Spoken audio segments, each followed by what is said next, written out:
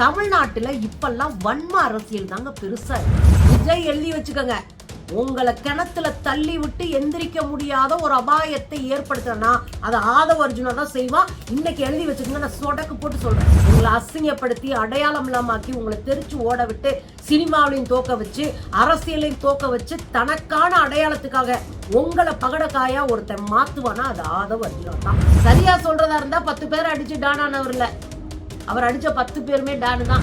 முதலமைச்சரை என்கொயரி பண்ணணும், முதலமைச்சரை என்கொயரி பண்ணணும்.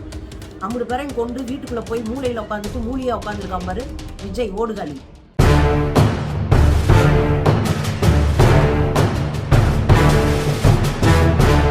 வணக்கம் தோழர்களே. இந்த ஆதவர்ஜுனான்னு ஒரு நெடுமரம் இருக்கும்ல, எதுக்கும் உதவாத நெடுமரம்.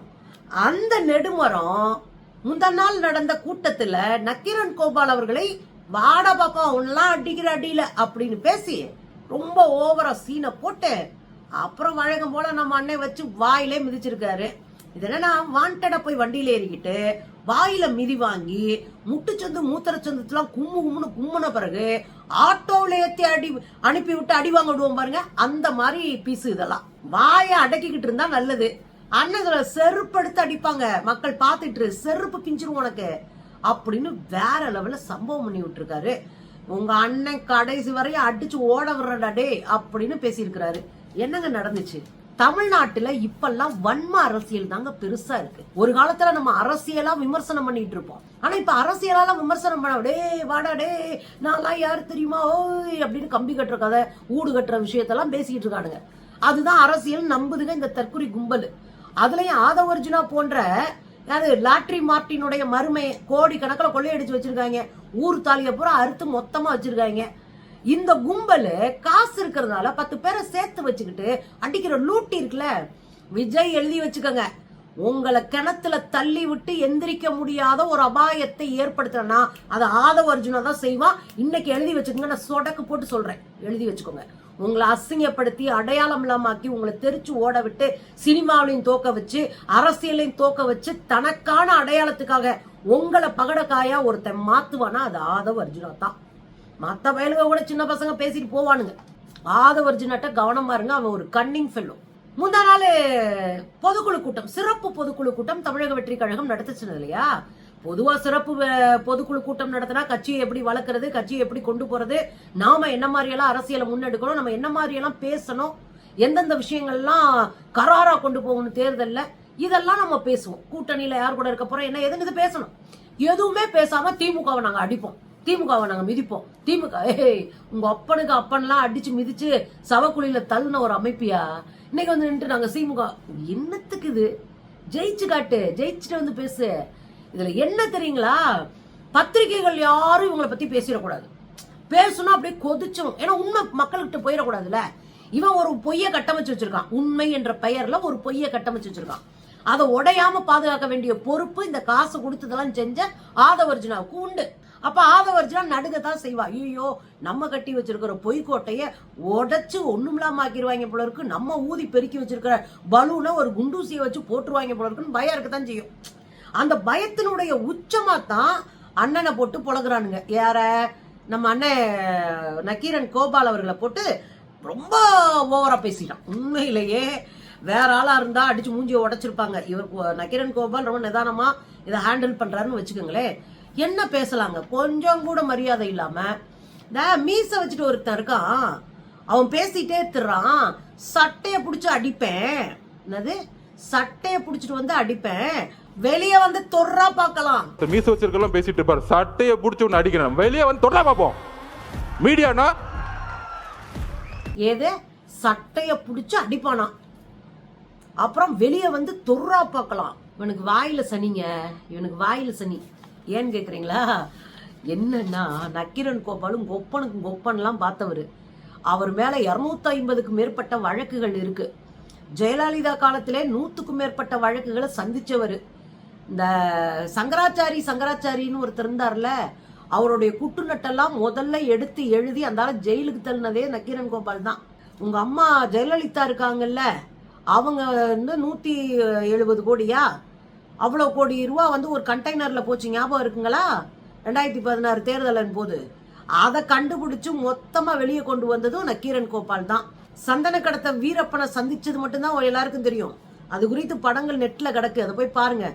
அதுல பாவம் நடிகர் ராஜ்குமாரை கடத்திருப்பாங்க இல்லையா, அவரோட அவர் வீட்டோடைய ஒரு தொழிலாளியும் கடத்தி போயிருவானுங்க.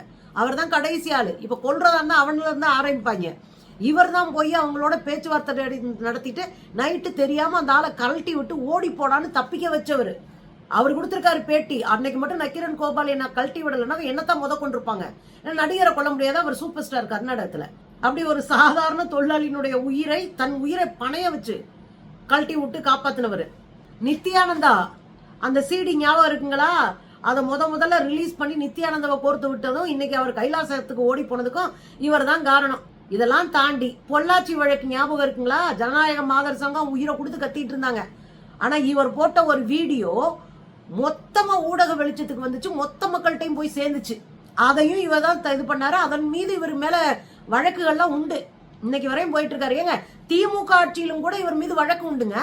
கள்ளக்குறிச்சி வழக்கும் இவர் மேல உண்டு திமுக பீரியட்ல, ஞாபகம் வச்சுக்கோங்க. இப்படி எக்கச்சக்கமான பெரிய பெரிய ஜாம்பவான்ல டான் எல்லாம் அடிச்சவரு. சரியா சொல்றதா இருந்தா 10 பேரை அடிச்சு டான் ஆனவர்ல, அவர் அடிச்ச 10 பேருமே டானு தான். அடிச்சு மொத்த பேரையும் ஓட விட்ட ஒரு பத்திரிகைக்காரன், நம்மூர்காரர் வேற நின்று அடிப்பாரு. இவங்களுக்கு இது பொறுக்க முடியல, ஏன்னா உண்மைபுறம் போகுதே. அவரும் மக்கள் மொழியில எளிமையா பேசிடுறாரு, எல்லாருக்கும் புரியுற மாதிரி பேசிடுறாரு. அது இன்னும் வருத்தம். ஐயோ நம்மளுடைய எல்லா குட்நட்டும் தெரிஞ்சு போச்சு அப்படின்னு அடிச்சிருவேன், மிதிச்சிருவேன், நான்லாம் அப்படி பயங்கரம் சொல்லிட்டு டக்குன்னு காலில் விழுகுறாங்க இந்த ஆதவர்ஜினா. வேண்டான்னு பாக்குறேன். ஏன் வந்து பாரு, இல்ல நீ தான் பெரிய இவனாச்சே, வந்து பாரு, போட்டு பொழந்துருவாங்க. ஞாபகம் வச்சுக்க, எல்லாரும் அவர் ஒரு வேலையை பார்த்துட்டு இருக்கனால நீ எல்லாம் பேசிட்டு இருக்க, இல்லைன்னா போட்டு பொழந்துருவாங்க தமிழ்நாட்டுக்குள்ள. அதுல இவங்க கொஞ்சம் கூட கூச்சம் இல்லாம ஒரு இடத்துல சொல்றாப்ல, அப்படியே நாமக்கல் பக்கம் அப்படி கிராஸ் ஆகி வரும்போது ஒரு காலேஜ், குமாரசாமி காலேஜ் கிராஸ் ஆகி வர்றாங்களாம். அப்படியே 5000 மாணவர்கள் தட தட தட தடன்னு இந்த பஸ்ஸுக்கு பின்னாடி ஓடி வர்றாங்களாம். அதுல 3000 பேர் கேர்ள்ஸும். நாமக்கல்ல இருந்து கரூர் வந்துட்டு இருக்காரு அண்ணன், நான் உள்ள இருக்கிறேன். அதுக்கு முன்னாடி ஒரு பெரிய காலேஜ் இருக்கு மேடம், மதியம் என்ன நடந்தது, குமாரசாமி காலேஜ்ல இருந்து 5000 ஸ்டூடெண்ட்ஸ் ஓடி வருவாங்க. நான் 2 கிலோமீட்டர் பாக்குறேன், அண்ணன் பாக்குறாரு, என்னப்பா அங்கிருந்து ஒரு கூட்டம் ஓடி விட்டது, என்னப்பா அது அப்படிங்கிற. ஒட்டுமொத்த காலேஜும் ஓடி வராங்க. முதல்ல அந்த காலேஜில் படிக்கிறதே 4000 பேர் கூட கிடையாது ஒண்ணு, அதுல கேர்ள்ஸ் பாதி அளவு கூட கிடையாது.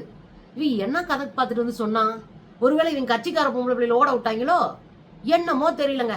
இதுல என்ன பெருமை வேண்டி கிடக்கு? ஒரு நடிகனை பார்த்து ஒரு பின்னாடி குழந்தைங்க ஓடுனா நம்ம வருத்தப்படணும், அரசியல் இல்லாம இருக்காங்களே அப்படின்னு நம்ம கவலைப்படணும். எதிர்காலத்துல அரசியலை இவங்க ஒண்ணும் இல்லாம ஆக்கிடுவாங்களோன்னு துக்கப்படணும். இதுல நாங்க பெருமைப்படுறதுக்கு என்ன இருக்கு? இன்னொரு விஷயம் என்னன்னா, செந்தில் பாலாஜி ஒரு ரவுடி இருக்கான். செந்தில் பாலாஜி ஒரு அமைச்சரை குறைந்தபட்ச நாகரிகமா ஒரு ரவுடி அமைச்சர் இருக்காருன்னு கூட சொல்லிட்டு போ. ஒரு ரவுடி இருக்கான் செந்தில் பாலாஜி. இன்னும் இருடி 6 மாசத்துல வேற வேலை பார்ப்போம் நாங்க. இப்ப ஏன் அவங்க அப்படி தண்டா இருக்காங்க, கரண்ட் கம்பியில தொங்கிட்டு இருக்காங்கடா உங்க கூட இருக்கிறவங்க பூரா. பச்சை பிள்ளைங்க பூரா கரண்ட் கம்பியில தொங்குதுங்க, பஸ்ஸு கடியில விழுகுதுங்க. உன் பஸ்ஸுக்குள்ளேயே விழுந்து 4 பேர் செத்துருப்பாங்களா உயிரோட இருக்காங்களே தகவல் தெரியல. உன் கூட்டத்துக்கு வரையும் 5 பேர் சாகுறாங்க, உன் கூட்டத்துக்கு விழுந்து 41 பேர் செத்து போனாங்க. நீ யாரத்தாயா நல்லா வச்சிருக்க? இந்த லட்சணத்துல செந்தில் பாலாஜி ரவுடியா. உண்மையை சொல்ல போனா நீங்க தாண்டா ரவுடி பயலுக. எதுக்குமே அஞ்சாம கலங்காம பொறுப்பேற்காம திமுறா நெஞ்ச காமிச்சிட்டு உட்கார முடியுதுன்னா யார் ரவுடி பயலுக? நீங்க தான் ரவுடி பயலுக. அதுலயும் சொல்றாரு 6 மாசத்துல நாங்க இங்க பாரு தம்பி, இங்க பாருங்க, உங்க நல்லதுக்கு சொல்றேன், நீ எல்லாம் தூசு, கால் முனியில ஓட்டிருக்க தூசு. எப்பேற்பட்டவங்க எல்லாம் கண்ணில் கடப்பார விட்டு ஆட்டி தான் தமிழ்நாட்டுல அரசியல் நடந்திருக்கு. ஒரு 100 ஆண்டு கால போராட்ட அரசியல பல பேரை அடிச்சு ஓட விட்டவங்க, மொத்த பார்ப்பன கும்பலையும் அடிச்சு காலி பண்ணி தமிழ்நாடு அரசியல்ல பார்ப்பன கும்பல் இல்லாம ஆக்குனவங்க இன்னைக்கு என்னமோ வந்து அளந்து விட்டுட்டு இருக்கீங்க. முதலமைச்சரை என்கொயரி பண்ணணும், முதலமைச்சரை என்கொயரி பண்ணணும். 50 பேரையும் கொண்டு வீட்டுக்குள்ள போய் மூளையில உட்காந்துட்டு மூலியா உட்காந்துருக்கான் பாரு விஜய் ஓடுகாலி. நான் இது வரைக்கும் பேசலைங்க, இதுக்கப்புறம் பேசாம இருந்தா இவங்க ஏறி மண்டையில வச்சு மிளகா அரைப்பாங்க போல இருக்கு. விஜய் போன்ற ஓடுகாலிகளை யாரும் கேட்கக்கூடாது, பயந்தாங்கொலிகளை யாரும் கேட்கக்கூடாது, தொடர்நடிகளை யாரும் கேட்கக்கூடாது, விஜய் போன்ற கோழைகளை யாரும் கேட்கக்கூடாது கேள்வி. ஏன்னா மொத்த குட்டும் வெளியே வந்துடும், தொடர்நடிங்கன்னு தெரிஞ்சு போயிடும். பத்திரிகையாளரை பார்த்தா பயந்துக்கிட்டு ஓடுவீங்க. ஆனா இங்க வந்து நின்றுட்டு எகத்தாளமா பேசி தருவீங்க. ஒரு ஹால் மண்டபம் எடுத்து வச்சுக்கிட்டு ஒரு 150-200 பேரை உட்கார வச்சுக்கிட்டு உங்க வீர தீர சாகசங்களாம் அடிச்சு விடுவீங்க. நாங்களாம் அதை உட்காந்து உச்சி கொட்டி கேட்கணும். நாங்கடா முதலமைச்சரை விசாரிக்கணுமா? உங்க பொட்டிய கழட்டாம உட்கார்ந்துருக்காருன்னா அந்த மனுஷன் ரொம்ப நிதானமா ஒரு விஷயத்த கையில் எடுத்துக்காருன்னு அர்த்தம். ரொம்ப ஆடாதீங்க. அதுலயும் ஒரு தெரியுமா, டிஎம்கேயுடைய டிஎன்ஏவே தெரியும். எங்க அடிக்கணும்னு தெரியும். ஒரு கூட்டம் அமைதியா இருக்குன்னா என்ன அர்த்தம்னா நமக்கு பயந்துட்டாங்கன்னு அர்த்தம் இல்ல. ஒரு சாக்கடை இருக்கு, சாக்கடையில கல்ல விட்டு எரிய மாட்டோம், ஏன்னா நம்ம மேலதான் திரிக்கு. சாக்கடையை தாண்டித்தான் போவோம். அதுக்காக அந்த சாக்கடை நினைச்சுச்சான் நம்ம மேல பார்த்தா பயம், எல்லாரும் நம்மளை தாண்டி தான் போறாங்க, பயந்துட்டாங்க அப்படின்னு நினைச்சான். அது மாதிரிதான் இருக்கு ஆதவர்ஜுனாவுடைய பேச்சு. நாங்களா ஓடணும், யார் ஓடியது அப்படின்லாம் கேட்டாரு. உங்களுக்கு தான் தமிழ்நாட்டிலே ஓடுகாலின்னு மக்கள் முதல்ல பேர் வச்சிருக்காங்க. அத்தனை பேரும் சுவிட்ச் ஆஃப் பண்ணிட்டு தலைமறைவா ஓடி போய் 16 நாள் கழிச்சுதான் வெளியவே வந்தீங்க. இதெல்லாம் பேசுறதுக்கு உங்களுக்கு வெக்கமே இல்லை. ஆனா அண்ணன் வச்சு செஞ்சாருங்க. அண்ணன் நக்கீரன் கோபால் வச்சு செஞ்சுட்டாரு. ஒத்தொத்த பாயிண்டையும் போட்டு அடிச்சிருக்காரு. அது வேற. கடைசியில் என்ன சொன்னாரு, டேய் செருப்படி வாங்க போறீங்கடி, மக்கள்கிட்ட போயிடாதீங்க, செருப்படி வாங்குவீங்க சொன்னவரு அப்படின்னு துப்பிட்டாருங்க. சொன்னவரு காரிய துப்பிட்டாருங்க. இதை விட கேவலம் வேற ஏதாவது இருக்காடா? அதுல அண்ணன் தெளிவா ஒண்ணு சொன்னாரு, நீ என்ன பேசுனா நான் பேச வேண்டாம், திரும்ப நீ என்ன பேசுனா நான் பேசுவேன், நீ கருத்தியெல்லாம் பதில் சொன்னேன்னா அது வேற, நீ தனிப்பட்ட முறையில விமர்சித்து என்னை பேசிக்கிட்டே இருந்தா தம்பி தலைவன் நடிகை அனுப்பு, இல்லைன்னா அதை நாங்க செய்ய வேண்டி வரும். அதான் அவருடைய துணியே. உன் தலைவனை போய் நடிக்க அனுப்பிடு, மான மரியாதையோட தப்பிச்சுப்பாரு, இல்லைன்னா நாங்க அந்த வேலையை செய்ய முடியும் அப்படின்னு முடிச்சு விட்டாருங்க. ரொம்ப அசிங்கமா போச்சு பாருங்களேன். சூப்பரா சூப்பர் திட்டம். செருப்பால் அடிக்க போறாங்க. இது திட்டமா? முதலமைச்சர் ஆக போறாரு, முதலமைச்சர் கேண்டிடேட்டு அடிமைங்களா? அது மாதிரி